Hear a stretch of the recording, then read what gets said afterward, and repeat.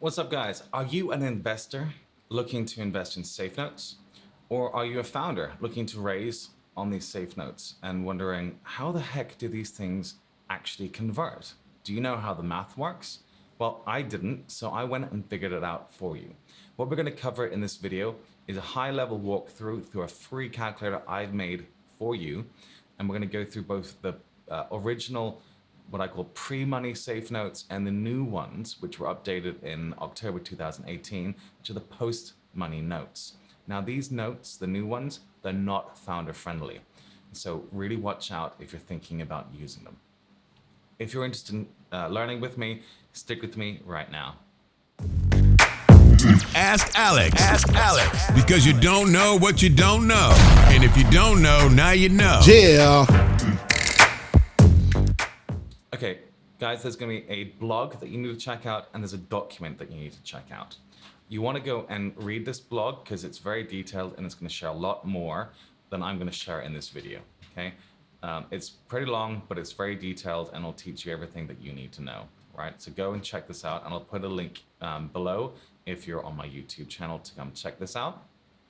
The next thing you need to get, and you'll actually get sent with me automatically when you download this by whacking your email in here and pressing download, and it'll be emailed to you, is the Y-Combinator guide itself. Now, the model, which I have, is based on this. If you head down to about slide 18, we'll see in Appendix 2, there's example 1, and somewhere there is, I don't know, somewhere there's example 2, right? And the assumptions I have in this model are the exact ones that Y-Combinator themselves have set out in their documents, so that you can track and see that actually my model works and better understand it yourself. Now, these docs are not actually that good, to be honest. I really struggle to understand some of them, but no worries. I've done all the math for you and they're right. So now, why don't we jump into this model and I'll give you a quick overview. So the first sheet you're going to see here is this instructions sheet. And here I'm going to tell you that you need to open up your options and make sure that in your formulas, everything except data tables is turned on and enable iterative calculations is turned on. Normally you'd have automatic turned on, but I've created some tables in order to provide you sensitivities to show how some numbers work. And these can make your model just a little bit slow. So what you want to do is then update them or turn on automatic when it is you're using the tables, turn them off when you're not, okay? So make sure those are your settings. And the first sheet we're going to see after the instructions is a simple post-money safe example. So there's a lot more assumptions than there are going to be in here. And this is going to help you to get a more basic understanding of this before jumping in and seeing all the other technical things that can be included in your safe agreement. So your pre-money plus investment, or the total Series A investment, is going to equal your post-money valuation. In this, saying that you're raising a 200K safe, which is pretty reasonable. There's a discount and a cap. So here we've got a 20% discount. And by the way, it's easy to change these numbers. You just type them in like this, simples. 5 million, 50 million, whatever it may be, 4 million. So they've got a 4 million cap. In here, we're assuming that pre-investment, pre-Esop, that there's 10 million shares. And I'm assuming, just for simplicity purposes, they're all owned by the founders. So we can see here, founders, 10 million shares. That's the assumption here. If you have more, 15, whatever, 3, 1, 2, 3, you can see now there's 15 million shares. Now, the Series A investors, after negotiation, ideally with you, have agreed on a new ESOP pool of 10%. So that's going to dilute the founders and anyone else who's on the cap table before the Series A investment. Ideally, you want to make sure you negotiate those numbers with investors to make sure that they are not higher than need to be. And that's by having an ESOP hiring plan. If you want to learn more about ESOPs, I have a training course. I have a model on this, and they're the only ones in the world. So if this stuff matters to you like it should, be sure to check them out and learn. And I'll put a link to those in below. Right. So we have simple calculations here. this decides first off, is there a discount or a cap used on your safe notes? And here we've decided the cap makes sense because the investment value would be higher. In order to get to your pre-money or effective pre-money, you take the post-money, you minus the Series A investment, and that gets you to 15 million pre. The value of the Esop is $2 million, so your effective pre-money is 13. For founders, anything that goes in the pre is bad, anything that goes in the post is good. If you're an investor, anything that goes in the post is bad, anything that goes in the pre is good for you. We calculate our price per share here by taking the pre-money and putting that over the total number of shares that we have post the safe investment. I've also shown you other ways of calculating this because there's some like Math Ninja stuff that you can do. So where possible, I've tried to give you the multiple different ways that you can do your calculations, but those are explained in the blog. Now, our safe with the discount on this basis, which is taking 20% off the Series A price, would be 0.988, or with a cap would be 0.38. As we can see, we're using the cap because the lower share price is more advantageous to the safe holders on the post-money basis. For our ESOP, post is 20. That means that you need to create a $2 million worth of ESOPs, which would be 1.6 million shares. Now, founders have 10 million shares like we had here.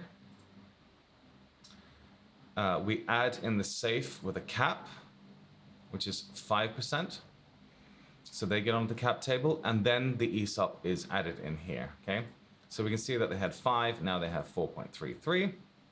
That ESOP is 13.33%.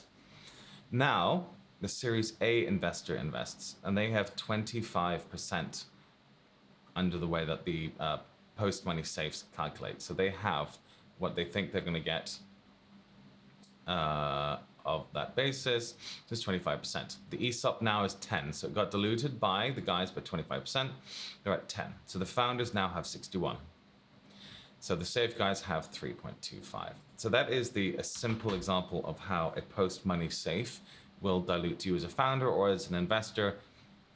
Your percentage will then get diluted down, ultimately earning 3.25% instead of the 5 that you thought you had. Now, we have two examples here, which is the post-money, 2 post notes and 1 pre and post note. The pre-money is pre-money note is the one that you probably know about. Post-money note is the new one. Okay, in the safe docs, there are 2 examples. There's the first one, and then there's a second one.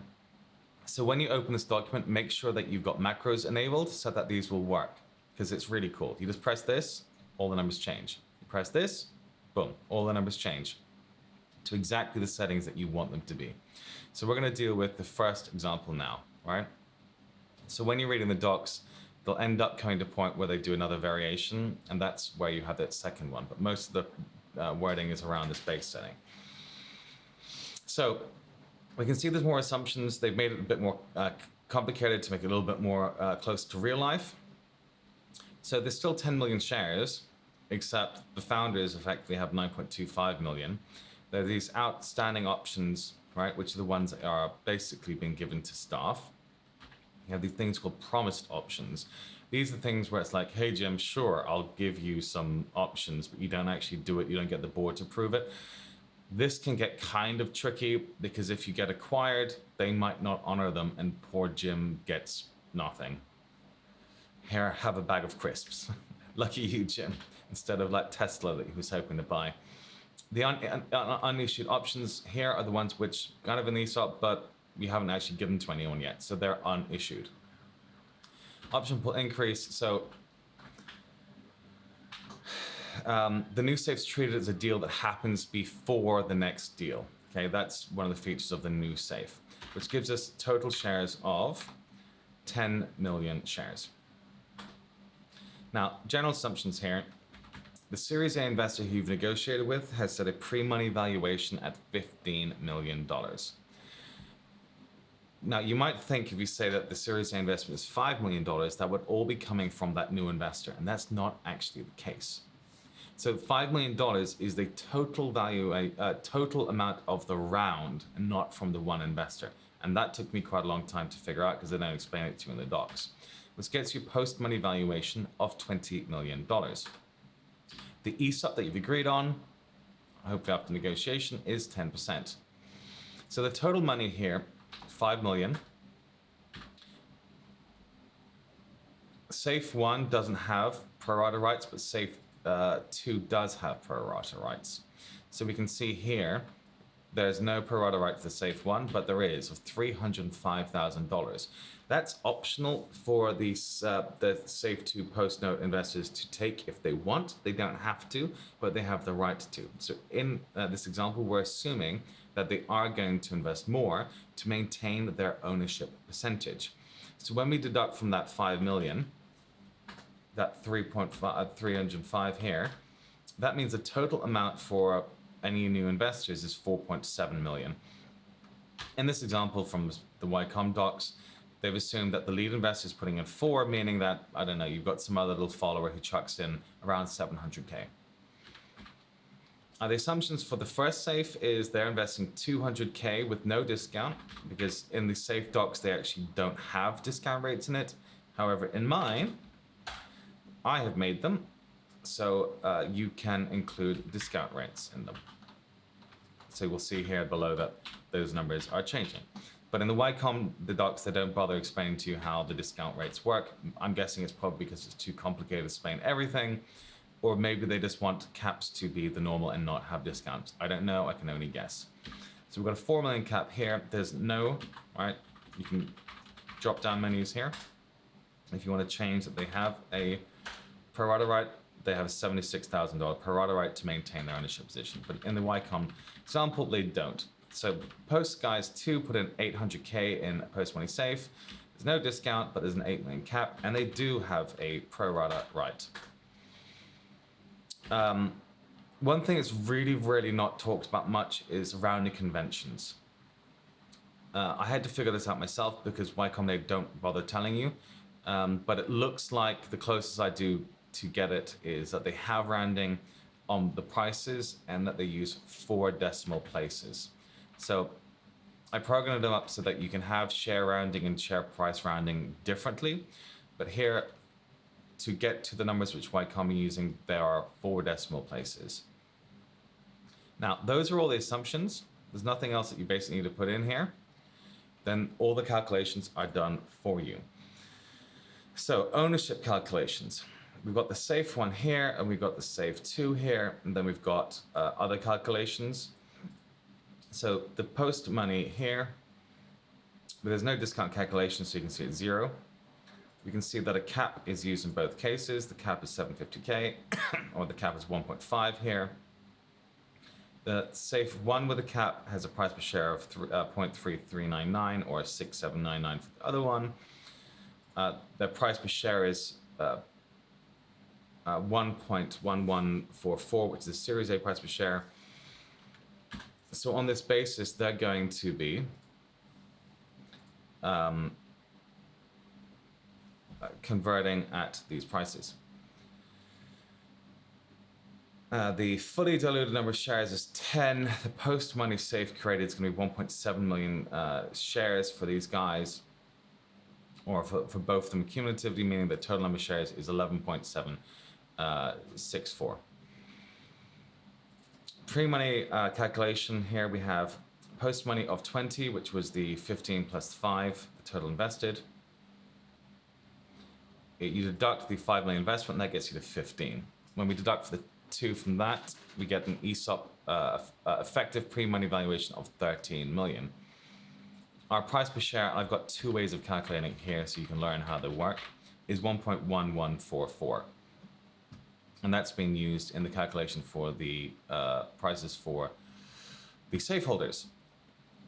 We do a different calculation now to calculate the value of the Esop, and I do a different approach than a lot of people will do because it stops there being a circular error in the model. And so this is something that I figured out and most people don't know about.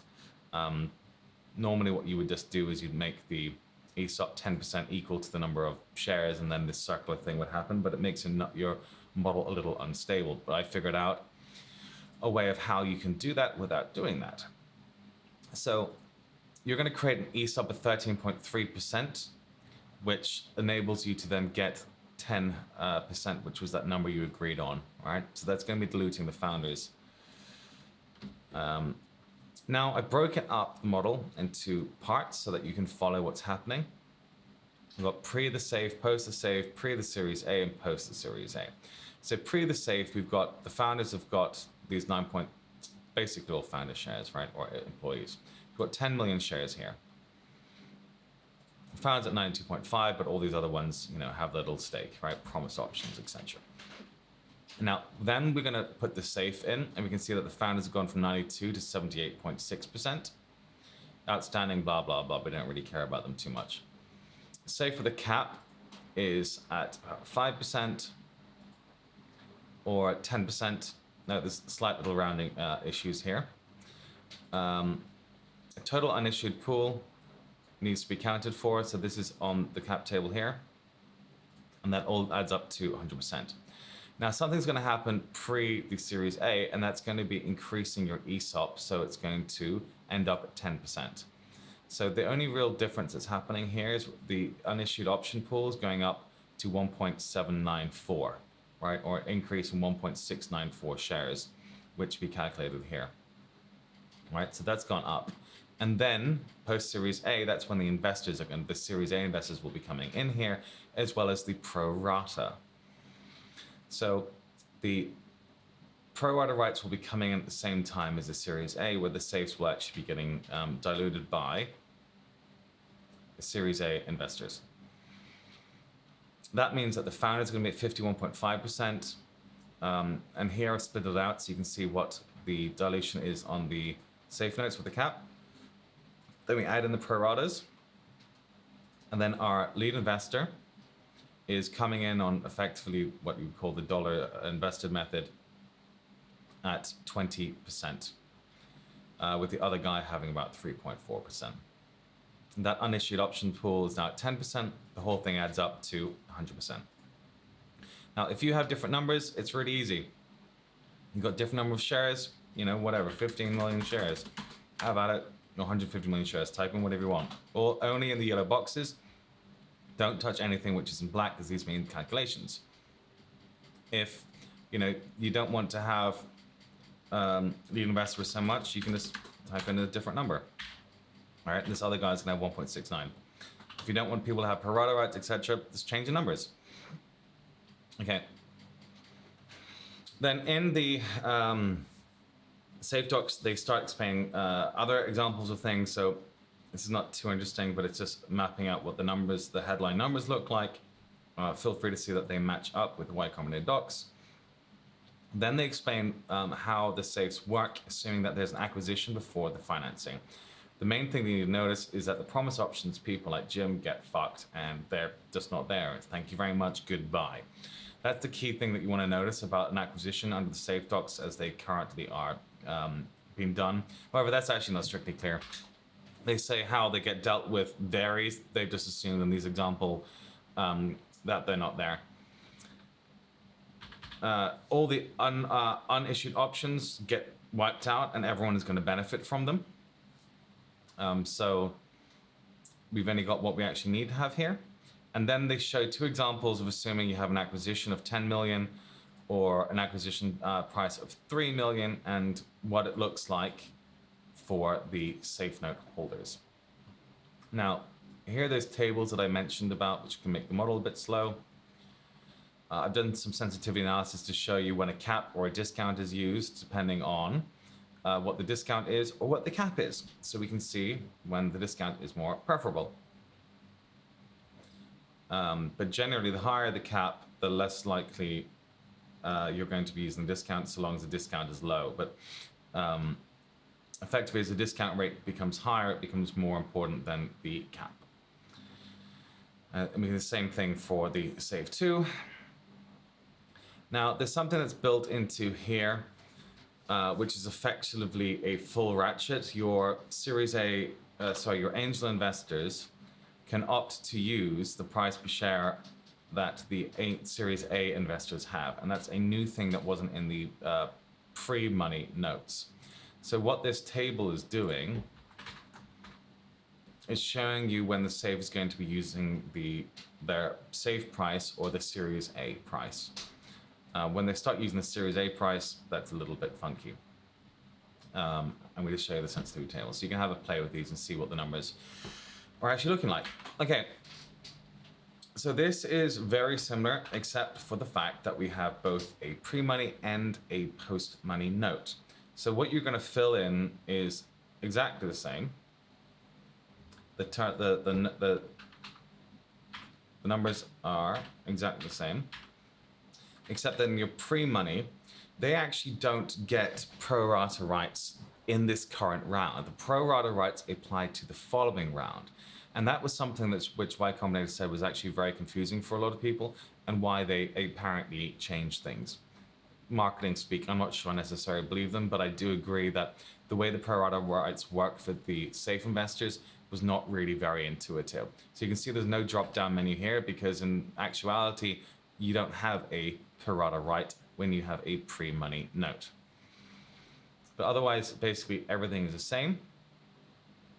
The calculations for how they're done with a pre-money and a post-money safe are very different. So you're going to have to run through these to be able to understand them. My recommendation is to read my blog, and I break things down into all manners of nerdy detail. But exactly the same format fundamentally, but it's just going to show you when certain things are applied and when they're actually not.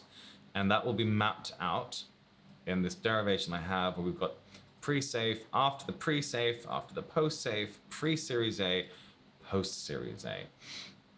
So the situation looks exactly the same, otherwise, as you would have in the post notes, the two post notes. But here, you first are going to deal with the pre-money safe. Okay, so the pre-money is going to come in with a cap on here, and then you're going to bring the post-money note in. Now, the way that the math works can get a little bit funky, and so it may not be necessary to intuit exactly what's happening, because the calculations are sort of dealt with differently. But follow the math, and hopefully you'll be able to understand exactly what's happening here. But now, pre-Series A, again, what's happening is your unissued option pool is getting dramatically increased. People are getting diluted.